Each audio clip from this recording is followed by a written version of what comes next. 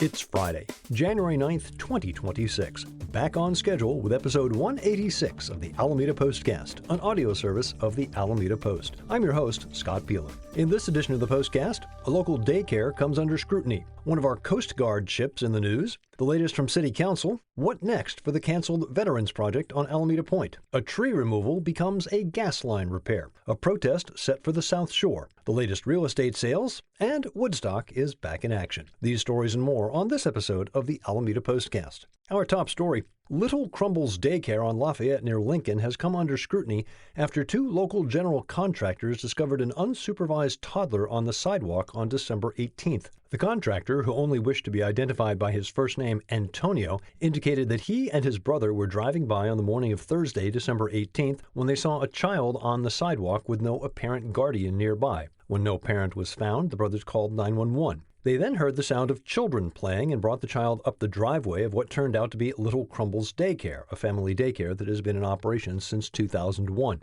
The backyard gate was ajar, and after numerous attempts to gain the attention of adults, a staff member retrieved the child and closed the gate. Alameda police spoke with Antonio and his brother and determined that the child had allegedly been left unsupervised for a short period of time, but how the separation occurred was unclear. The case has been referred to the Alameda County District Attorney's Office for child endangerment against the supervising employees, but not against Little Crumbles itself. Little Crumbles declined to speak with the Post, as did the child's parents, who requested confidentiality. The California Department of Social Services has opened its own investigation. This is not the first time Little Crumbles has faced scrutiny from social services. In May of 21, 4 citations were issued, including incidents involving staff yelling at children or handling a child in a rough manner as forms of discipline, and after a child was left unsupervised on multiple occasions inside the main house while staff was outside in the backyard. More recently, Little Crumbles was cited in September 2025 after CDSS found that 2 assistants did not have proof of immunization for measles, mumps, and rubella. Ken Durr has the complete story at alamedapost.com/news. As you may have seen in national news, on Wednesday, United States forces seized 2 sanctioned oil tankers linked to Venezuela in back-to-back pre-dawn actions in the North Atlantic and the Caribbean. Those seizures have an Alameda connection. The Coast Guard cutter Monroe followed the tanker Bella 1, also known as the Marinera, into waters between Iceland and the United Kingdom before U.S. personnel finally boarded and seized it in international waters, according to a KTVU news report.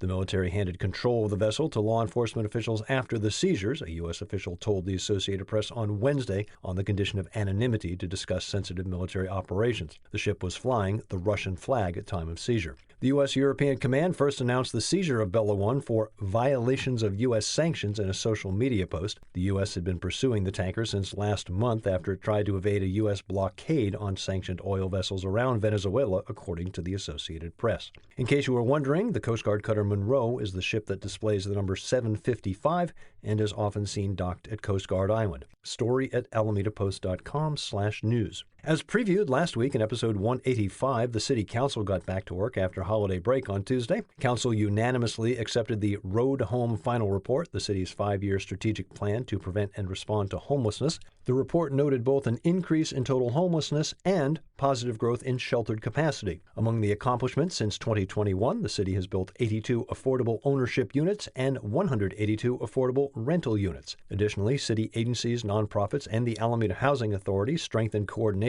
to support the unhoused community. The city opened 4 shelter programs, including Dignity Village Transitional Housing, Emergency Supportive Housing, Village of Love Day Center, and the Christ Episcopal Church Seasonal Winter Shelter. Mayor Ashcraft commended the addition of case management at the warming shelter, emphasizing that it is essential for helping individuals transition to longer-term or permanent housing. John Brennan, co-director of the Alameda Warming Shelter at Christ Episcopal Church, thanked the city for its long-standing funding partnership and described the homelessness response as both economically practical and compassionate. Brennan emphasized that navigating the housing system is extremely difficult for unhoused individuals and that supportive housing is essential to reducing shelter demand. John will be my guest on a February episode of the Alameda Connection. In other business, Revenue Manager Carlos Figueroa presented a proposed citywide collections policy, noting that Alameda lacks a formal framework for collecting unpaid accounts. As of last fiscal year, the city had approximately $1.4 million in outstanding receivables. Staff estimated the policy could recover up to $550,000 annually. Public Works Director Aaron Smith described enhancements to the sidewalk repair program. Council approved the new citywide collections policy, but directed staff to return at a later date with a revised sidewalk repair ordinance reflecting the removal of special assessments and property liens for unpaid repairs. Finally, Council unanimously approved a new 36-month lease for CSI Mini Storage on West Hornet Avenue. The lease includes a 9.25% increase in base rent compared to the prior month-to-month tenancy, the significant increase due to there having been no increase for the past 7 years. Mayor Ashcraft raised concerns about why the tenant had remained on a month-to-month lease for 7 years without adjustment. Staff attributed the delay to pandemic disruptions, staff turnover, and the prioritization of other leases, and confirmed that efforts are underway to update the remaining month-to-month tenancies. Karen Jensen has the full story, including links to available services for those experiencing homelessness at alamedapost.com/news. Staying out on Alameda Point, as reported in episode 184, the Department of Veterans Affairs has, without warning, canceled a project to turn part of the former Naval Air Station into a veterans clinic and columbarium site. So now what? Like a Facebook relationship status, it's complicated. Richard Bangert attempts to untangle the scenarios without going too deep into the weeds. There are two main possibilities. The land reverts to the Navy and the city, or the General Services Administration disposes of the land. Under Scenario 1, the Navy would receive the 550 acres that was originally earmarked for a national wildlife refuge, and the city would get back the 74 acres it relinquished in a 2013 non-binding agreement to allow the VA facilities to move further away from the least turn nesting site. Under Scenario 2, the GSA would make the property available for other federal agencies that might want it, including Fish and Wildlife or the Golden Gate National Recreation Area. If no federal agencies are interested, it would then be offered to the state of California through a public benefit conveyance. If the state doesn't want it, the GSA could offer it to the East Bay Regional Park District or the city of Alameda. Acceptable public benefit conveyance uses include public parks and public recreation areas and wildlife conservation.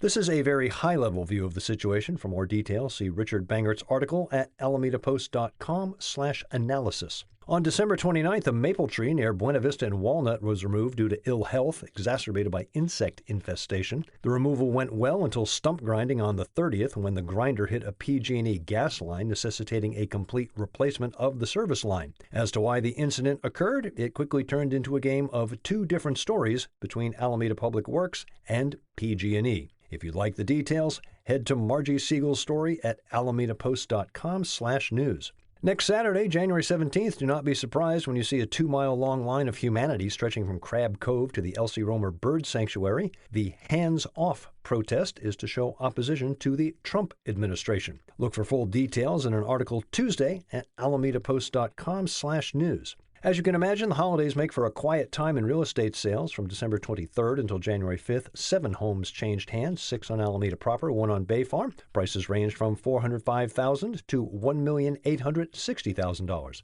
Average time from listing to offer was 35 days, although that was skewed by a single outlier of 167 days. 3 properties sold for list price, 3 above and 1 below. Full details in Liz Rush's article at alamedapost.com/real-estate.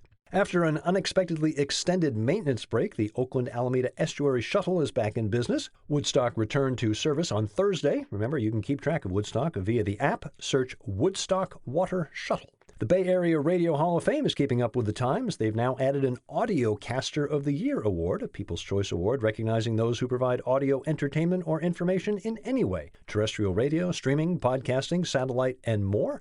The one requirement: the recipient must be based in the Bay.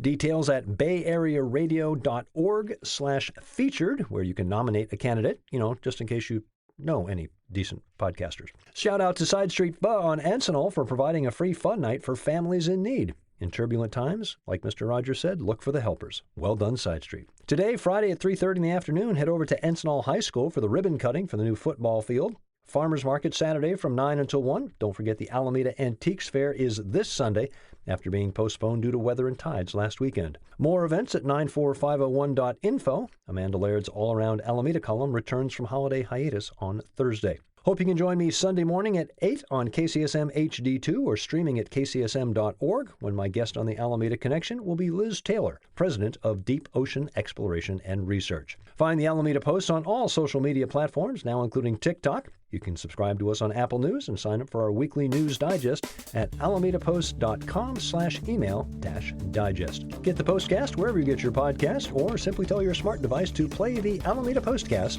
podcast. I'm Scott Peeler, back next Friday with episode 187 of the Alameda Postcast.